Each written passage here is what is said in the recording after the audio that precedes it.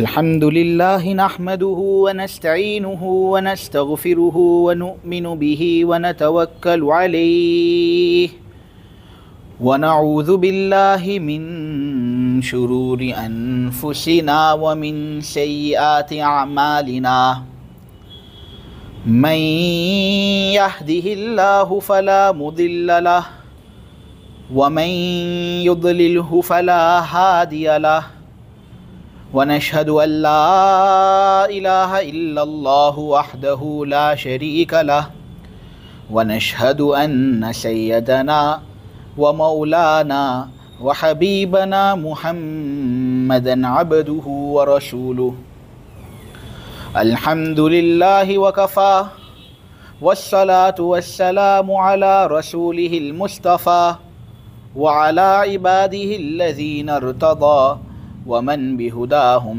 اهتدى وبآثار أهل المدينة اكتفى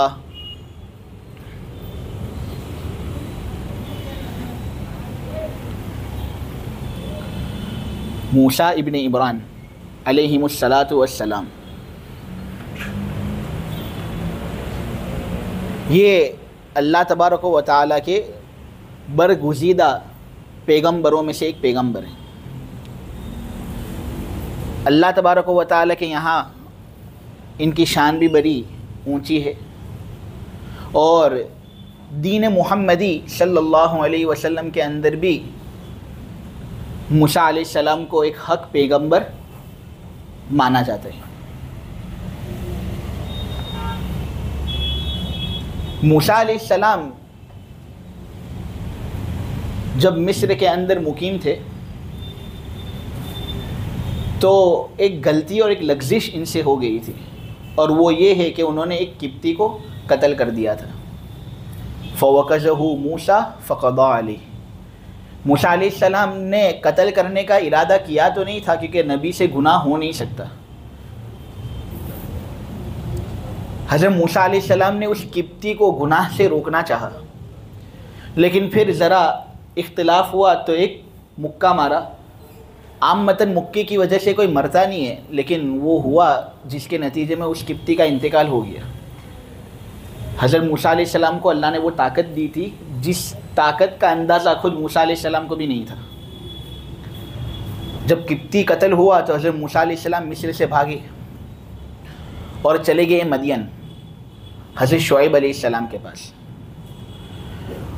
وہاں پر حضرت موسیٰ کے پاس رزق نہیں تھا، کھانے کے لیے کوئی چیز نہیں تھی۔ اتنے میں حضرت موسیٰ علیہ السلام نے دعا کی اللہ تبارک و تعالیٰ سے کہ اے اللہ، تو اس فقیر کے لیے جو بھی خیر نازل کرے، یہ فقیر اس کا بڑا قدردان ہوگا اور وہ اس کا بڑا محتاج ہے۔ یہ ایک اجنبی علاقہ ہے میرے لیے، یہ میرا مصر نہیں ہے۔ اس علاقے کے اندر کچھ روزی کا بندوبست ہو جائے، گھر مسکن وغیرہ کا بندوبست ہو جائے، تو اے اللہ، یہ بندہ تیرا بہت محتاج ہے۔ ہوا یہ کہ جب انہوں نے یہ دعا مانگی تو یہی روزی شرماتے ہوئے بطریق استحیاء حضرت موسیٰ علیہ السلام کی خدمت میں حاضر ہوئی۔ حضرت شعیب علیہ السلام کی جو لڑکیاں تھیں، ان لڑکیوں میں سے ایک لڑکی آئی اور انہوں نے حضرت موسیٰ علیہ السلام کو دعوت دی کہ آپ ہمارے گھر آئیے، مہمان بن کر رہے، آپ کو کھانا وغیرہ سب دیا جائے گا۔ فَجَاءَتْهُ إِحْدَاهُمَا تَمْشِي عَلَى اسْتِحْيَاءٍ۔ حضرت شعیب علیہ السلام کو موسیٰ علیہ السلام کا کردار بہت اچھا معلوم ہوا، تو انہوں نے سامنے سے حضرت موسیٰ علیہ السلام سے بات کی اور کہا کہ میری یہ دو لڑکیاں ہیں، میں چاہتا ہوں کہ ان میں سے ایک کا نکاح تجھ سے کرا دوں۔ آج کل اتنے زیادہ اچھے لڑکے بہت مشکل سے ملتے ہیں۔ حضرت موسیٰ علیہ السلام کا اس طرح پھر نکاح بھی ہو گیا۔ چند سال حضرت موسیٰ علیہ السلام مدین کے اندر رہے، اور پھر جب ان کو ایسا لگا کہ اب میں مصر کے اندر جاؤں گا تو میرے گناہ کی وجہ سے میری پکڑ نہیں ہوگی، تو انہوں نے اپنی بیوی کو لے کر مصر کی طرف روانگی لی۔ راستے کے اندر سردی کا موسم تھا، آگ وغیرہ کی ضرورت تھی، راستہ معلوم کرنا تھا کہ حضرت موسیٰ علیہ السلام نے اپنی بیوی کو کہا کہ تو یہاں ٹھہر، میں آگ تلاش کر کے لاتا ہوں۔ موسیٰ علیہ السلام گئے تو ان کو دور سے ایک آگ نظر آئی۔ حضرت موسیٰ علیہ السلام اس کی طرف دوڑے کہ یہ آگ مل جائے، اس کے ذریعے سے میں گرمی حاصل کروں اور اس کے ذریعے سے میں روشنی حاصل کروں تاکہ میں مصر اچھی طریقے سے پہنچ جاؤں۔ آگ کی طرف جاتے ہیں تو آگ پیچھے ہوتی ہے، دائیں طرف جاتے ہیں تو بائیں طرف ہوتی ہے، بائیں طرف جاتے ہیں تو دائیں طرف چلی جاتی ہے، اور بالآخر وہ آگ ان کو کوہ طور پر لے جاتی ہے۔ موسیٰ علیہ السلام اس آگ کا پیچھا کرتے، اتنے میں ایک آواز آتی ہے، فخلا نعلیک، اے موسیٰ اپنے جوتے اتار دے، یقیناً تو واقعی مقدس وادی کے اندر داخل ہو گیا ہے، اب تجھ سے ایک عظیم کام لینا ہے، تیری شان بہت اونچی ہے، اس لیے اب تجھے ایک ایسا کام دینا ہے جو تیری شان کے مناسب ہے، تو تیرے جوتے اتار۔ مفسرین نے اس سلسلے میں بحث کی ہے کہ یہ جوتے اتارنے کا حکم کیوں دیا؟ تو سب سے پہلی بات تو یہ کہ جوتے کے اندر عامتاً ناپاکی ہوتی ہے، یہاں پر اللہ تبارک و تعالیٰ سے کلام ہونا تھا، تو پاک جگہ ہے، اس لیے آدمی کو ناپاکی کو ایک طرف کر دینا چاہیے۔ اور بعض لوگوں نے یہ بات کہی کہ یہاں پر دراصل اشارہ کرنا مقصود تھا کہ اے موسیٰ، جس دین کی طرف تجھے بلایا جا رہا ہے اور جس مشن کو تیرے حوالے کیا جا رہا ہے، اس پر ثابت قدم رہنا بہت ضروری ہے۔ اس میں اگر تو اب پیچھے مکر جائے گا تو کام چلے گا نہیں، تجھ سے بڑا کام لینا ہے، اس لیے ثابت قدم رہنا پڑے گا، اس لیے اپنے جوتے اتار دے۔ جوتے اتارنے سے یہ حکم اور یہ اشارہ موسیٰ علیہ السلام کی طرف کرنا مقصود تھا۔ بعض لوگوں نے یہ کہا ہے کہ جوتے اتارنے سے اللہ یہ اشارتاً کہنا چاہ رہے تھے کہ مال اور اولاد کی محبت دل سے نکال دے، کیونکہ اب جو کام تیرے حوالے کیا جا رہا ہے اس کام کے اندر تجھے بہت زیادہ محنت کرنی پڑے گی، تو اپنے اولاد اور مال پر اتنی زیادہ توجہ نہیں دے سکے گا جتنی زیادہ توجہ تیری پہلی تھی۔ خیر، داخل ہوئے، حضرت موسیٰ علیہ السلام کو نبوت سے سرفراز کیا گیا اور پھر ایک مشن دیا گیا کہ اے موسیٰ، تجھے فرعون کے پاس جانا ہے، ہاں وہی فرعون جس سے بھاگ کر تو مدین چلا گیا تھا، وہی فرعون جس کا خوف تیرے دل کے اندر ہے، وہ ظالم بادشاہ جو یہ دعویٰ کرتا ہے کہ میں سب سے اونچا پروردگار ہوں، اس رب کے پاس جا کر، دنیاوی رب کے پاس جا کر اس کے سامنے تجھے اسلام پیش کرنا ہے، دین توحید پیش کرنا ہے، اس کو یہ بات سمجھانے کہ دیکھ تیرا رب اپنے آپ کو کہنا مناسب نہیں، تو خطا کے اندر ہے، تجھے اس رب کے سامنے جھکنا ہوگا جو حقیقی رب ہے۔ موسیٰ علیہ السلام نے کہا کہ یہ کام ایک ایسے شخص کے لیے بہت مشکل ہے جس کی زبان صحیح سے نہ چلتی ہو۔ اے اللہ، میری زبان صحیح سے نہیں چلتی، میں فٹافٹ بول نہیں سکتا، مجھے ایک ایسے آدمی کی ضرورت ہے جو اچھے طریقے سے بول سکے، کیونکہ بولنے کے اندر تاثیر ہوتی ہے۔ اللہ تبارک و تعالیٰ نے کہا کہ تمہارے بھائی ہارون کو ہم اس مشن میں تمہارے ساتھ کر دیں گے،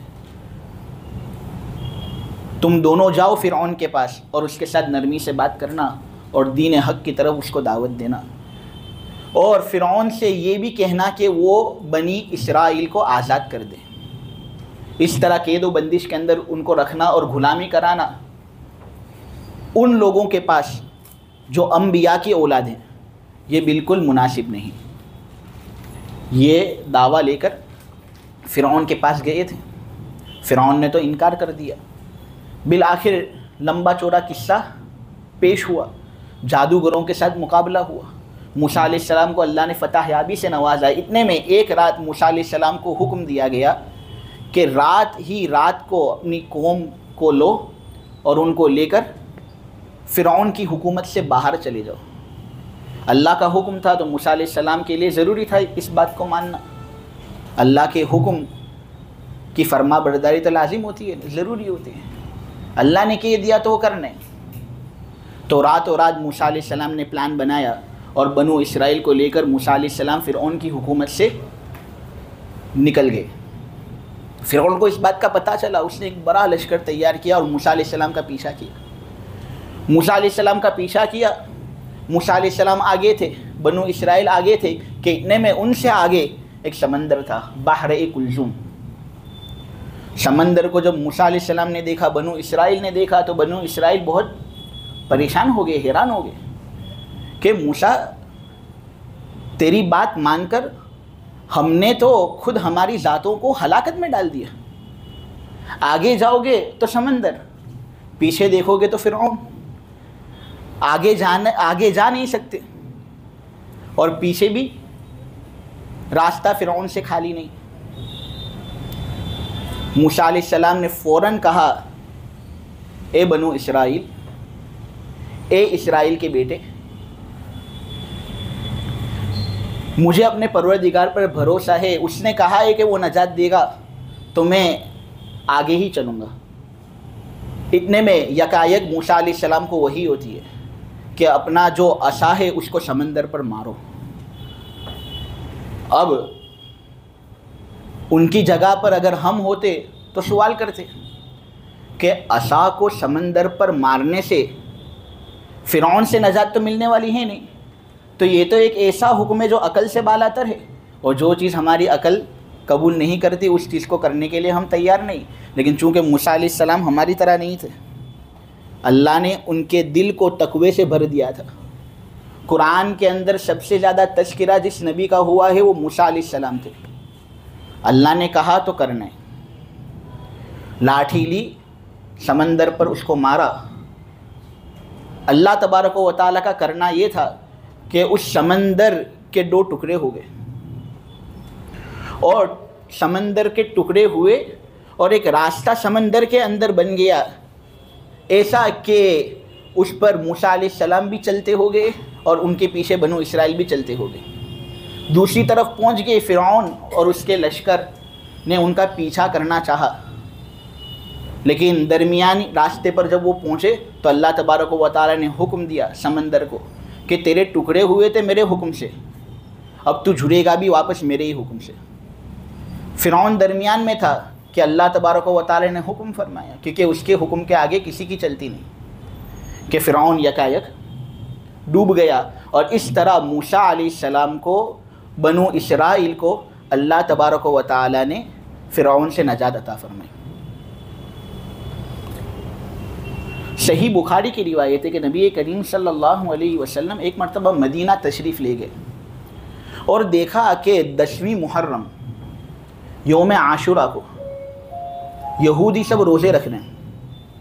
نبی کریم صلی اللہ علیہ وسلم نے سوچا کہ یہود قوم روزہ رکھ رہی ہے، روزے تو مسلمان رکھتے ہیں، کیا وجہ ہے کہ یہ یہود قوم روزہ رکھ رہی ہے؟ تو حضور نے ذرا پوچھا تو کسی اللہ کے بندے نے بتایا کہ یہ دن بہت بابرکت دن ہے، یہ 10ویں محرم کا جو دن ہے نا، یوم عاشورہ، یہ وہ دن ہے جس دن اللہ تبارک و تعالیٰ نے موسیٰ علیہ السلام کو فرعون سے نجات عطا فرمائی تھی۔